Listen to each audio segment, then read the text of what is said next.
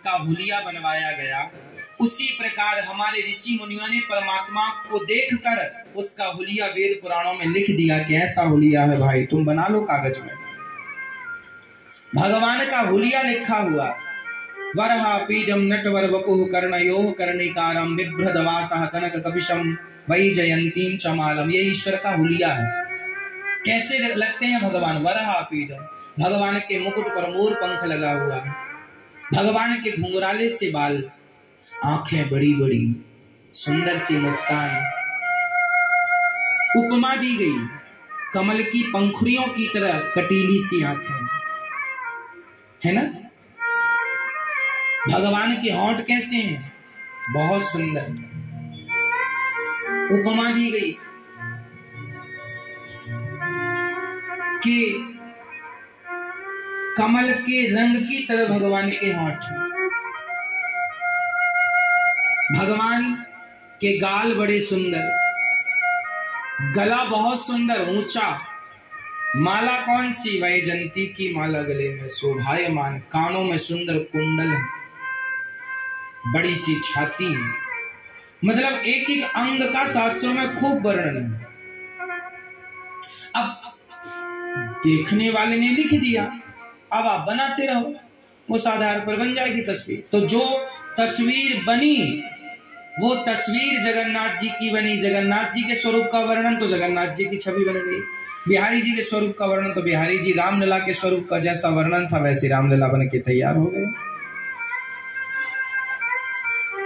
5 वर्ष के अब रामचरितमानस वाल्मीकि रामायण में भगवान के स्वरूप का जैसा जैसा वर्णन वैसा वैसा उसको बनाया गया। हाँ या ना? उस जमाने में बच्चे कितने बड़े रहते रहे होंगे, राम जी कितने ऊंचे थे, वो ऊंचा कद बना।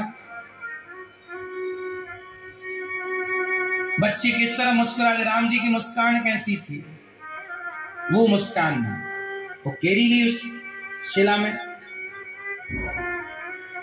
तो जो लोग कहते हैं ना, अरे मंदिरों में तो पत्थर है, मूर्ति है, तुमने तो भगवान को किसी ने देखा नहीं, फिर ये मूर्ति कैसे बन गई? ये सब बेवकूफी भरे सवाल हैं। तुम डीप पे जाओगे तो सब पता लगाओगे, गहराई पे उतरोगे ना तो। समुद्र में मोती ऊपर नहीं उतराते, गहराई में उतरना पड़ता है मोतियों के लिए। तो भगवान की छवि, भगवान, अब देखो ये देखो तिरुपति बालाजी है, ये भगवान विष्णु है। बोलो हाँ। इनके 4 हाथ ही क्यों होते हैं? राम जी के 2 हाथ, कृष्ण जी के 2 हाथ, कृष्ण जी के हाथों में बांसुरी। क्यों? क्योंकि वेदों में कृष्ण जी के स्वरूप इस तरह से मिलता है। राम जी का स्वरूप धनुष बाण हाथन लिए, ये स्वरूप मिलता है। और भगवान चतुर्भुज, जब भगवान कृष्ण भी प्रकट भये तो तमद्भुतम बालक मम्मुजेक्षणम चतुर्भुजम शंख गदायुधायुधम लिखा है वहां, चतुर्भुजम। राम जी प्रकट हुए तो क्या लिखा है? भय प्रकट कृपाला दीन दयाला कौशल्या हितकारी हर्षित महतारी मुनि मनहारी। वहां पर आया है भगवान 4 भुजा, चतुर्भुज रूप में प्रकट हुए, आयुध भुजचारी, ये लिखा है आयुध भुज 4। तो चतुर्भुज लिखा है इसलिए ना चतुर्भुज के तिरुपति बालाजी हैं। भगवान विष्णु की जहां जहां आप मंदिर में, भगवान विष्णु जी का मंदिर जहां देखेंगे आप, वहां विष्णु जी 2 हाथ से नहीं मिलेंगे। अब आप कहोगे यार ये तो मनमानी मूर्ति बना दी, किसने देखा कि 4 हाथ? तुमने नहीं देखा तो क्या, हमारे वेदों में तो सब देखो ना गहराई से। वेद दर्पण है, वेद हमारे दर्पण है, उनमें हमारे पुराणों में जगन्नाथ जी का वर्णन है। इसलिए जगन्नाथ जी ऐसे हैं, इनके हाथ इतने हैं, इनका स्वरूप ये वो स्वरूप है। जगन्नाथ जी के हाथ नहीं है, आंख नहीं है, पलकें नहीं है। ये जगन्नाथ जी कैसे हैं? कौन है ये? जब भगवान श्री कृष्ण वृंदावन छोड़कर चले गए और 100 वर्षों के बाद जब कुरुक्षेत्र में भगवान गोपियों से मिले, आपको पता है भगवान कृष्ण 10.5 वर्ष की आयु में वृंदावन से चले गए और 10.5 वर्ष की आयु में जब गए तो भगवान फिर गोपियों को मिले कब? यशोदा माँ को वापस मिले कब? ठीक 100 वर्षों के बाद। कहाँ मिले? कुरुक्षेत्र। कुरुक्षेत्र मतलब जहां युद्ध हुआ महाभारत का,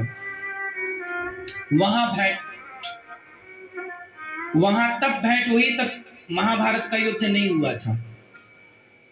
उस समय महाभारत का युद्ध नहीं हुआ था। उस समय भगवान की उम्र थी 110 वर्ष 6 महीना। 100 वर्ष और 10.5 महीना, 10 वर्ष 6 महीना, 10.5 वर्ष। उस समय जब भगवान मिले तो गोपियां जो थी, गोपियां मतलब भगवान की जो गोपियां, वृंदावन वाली गोपियां, ये भी वहां गई थी। यशोदा मैया भी गई थी, नंद बाबा भी गए थे, ग्वाल बाल भी गए थे, क्योंकि उस समय कुरुक्षेत्र में एक मेला था। वो चंद्र ग्रहण, सूर्य ग्रहण, कुछ ग्रहण था, तो उसमें स्नान करने के लिए उस समय का सबसे बड़ा तीर्थ कुरुक्षेत्र हुआ करता था। भगवान कृष्ण के जमाने में सबसे बड़ा तीर्थ क्या होता था? जोर से, कुरुक्षेत्र। आज भी कुरुक्षेत्र में लोग जब चंद्र ग्रहण, सूर्य ग्रहण पड़ता है तो वहां पर कुंड है, वहां पर जो जलाशय है उसमें स्नान करने की परंपरा आज भी। तो वहां पर भगवान द्वारिका से आए थे। अच्छा, द्वारिका से भगवान कुरुक्षेत्र आए और संयोग से वृंदावन की गोपियां भी पहुंच गई, नंद बाबा भी पहुंच गए, तो दोनों का मिलन कहां हुआ? कुरुक्षेत्र। अब जब वहां मिले तो वहां पर जो साथ में भगवान की 16,108 पत्नियां भी थी। तो जो 16,108 पत्नियां थी ना, उन्होंने बहुत सुन रखा था कि हमारे कृष्ण से गोपियां बहुत प्यार करती हैं। तो स्वाभाविक स्त्रियों को तो ये जानने की जिज्ञासा है कि मेरे पति से आखिर इतना प्रेम करने वाला थी कौन, मैं देखना। जब उनको पता चला कि गोपियां आई हैं